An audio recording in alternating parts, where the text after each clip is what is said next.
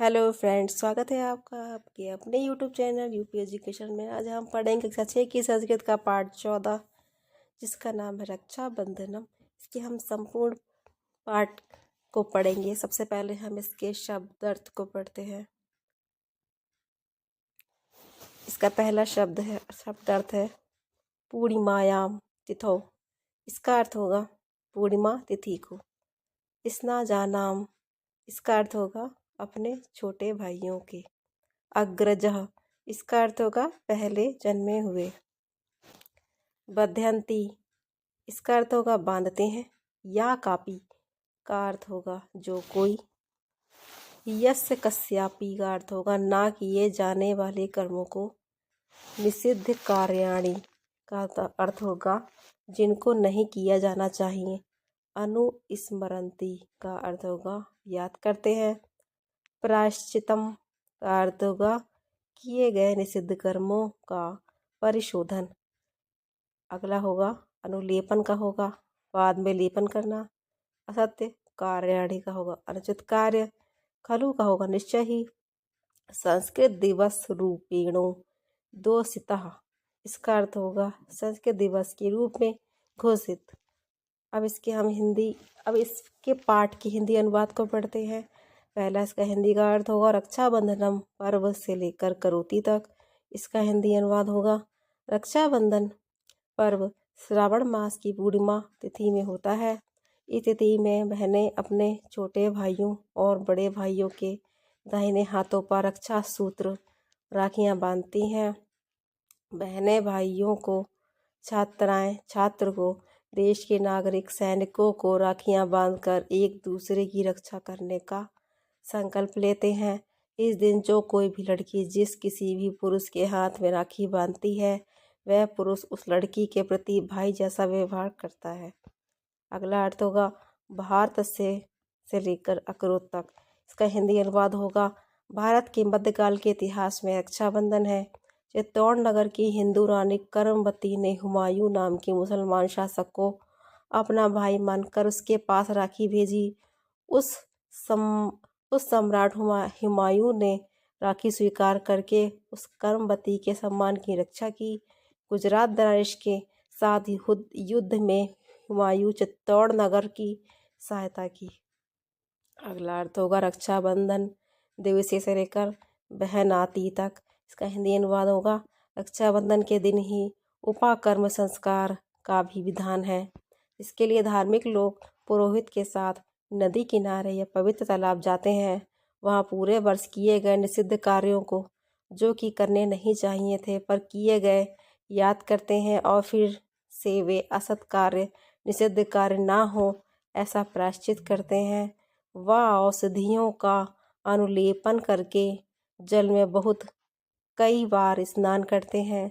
इसका ऐसा महत्व जानकर भारत सरकार द्वारा यह दिवस संस्कृत दिवस के रूप में उद्घोषित है, क्योंकि संस्कृत पूरे देश को एकता के सूत्र में बांधती है।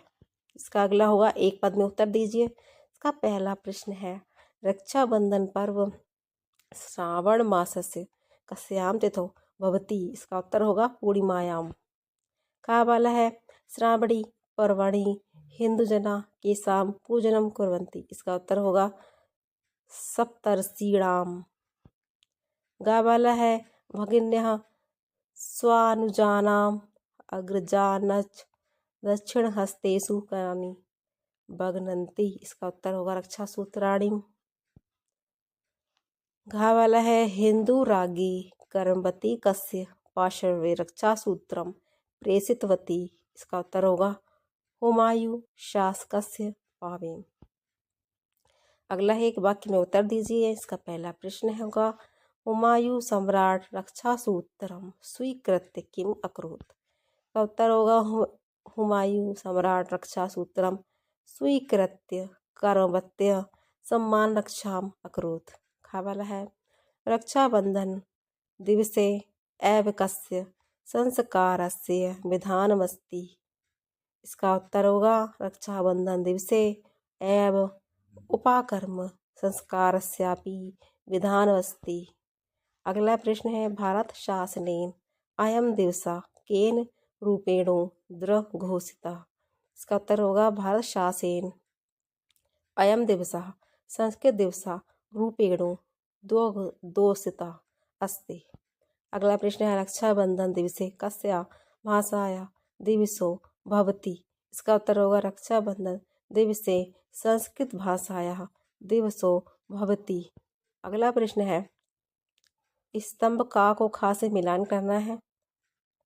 पहला है संस्कृतम संपूर्ण देशम, इसको मिलाया जाएगा एकताया सूत्रे वग्नाति तक। रक्षाबंधन दिवसे एव, इसको मिलाया जाएगा उपाकर्म संस्कारस्य सापि विधानमस्ति। गा वाला है रक्षाबंधनस्य अस्माकं समाजे, इसको मिलाया जाएगा अति महत्वं विद्यते। इसका अगला है सा सम्राट रक्षा सूत्रम स्वीकृत, इसको मिलाया जाएगा तस्या सम्मान रक्षाम क्रोध। अगला है अधोलिखित क्रियापदान धातुम लकार पुरुष वचनम चा लिखत। इसमें कुछ क्रियापद दिए हुए हैं जिसका धातु लकार पुरुष तथा वचन को लिखना है। कुर्वंती का होगा धातु रूप क्र लकार लट पुरुष प्रथम पुरुष वचन बहुवचन। अक्रोध का होगा क्र धातु लकार लड पुरुष प्रथम पुरुष वचन एक वचन। गच्छन्ति का होगा धातु रूप गम लकार होगा लट पुरुष होगा प्रथम पुरुष वचन होगा बहुवचन।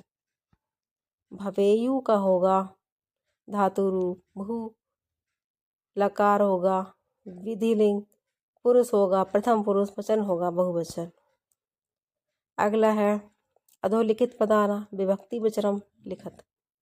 ये कुछ पद दिए हुए हैं जिनका विभक्ति तथा वचन को लिखना है। भारतस्य का होगा विभक्ति षष्ठी वचन एक वचन। इतिहासे का होगा विभक्ति सप्तमी वचन एक वचन। पुरोहितेन का होगा विभक्ति तृतीय वचन एक वचन। बालिका का होगा विभक्ति प्रथमा वचन एक वचन। औषधीनम का होगा विभक्ति षष्ठी वचन बहुवचन। फ्रेंड्स वीडियो यहीं पर समाप्त होता है। अगर वीडियो अच्छी लगी हो तो वीडियो को लाइक करना और चैनल को सब्सक्राइब करना। धन्यवाद।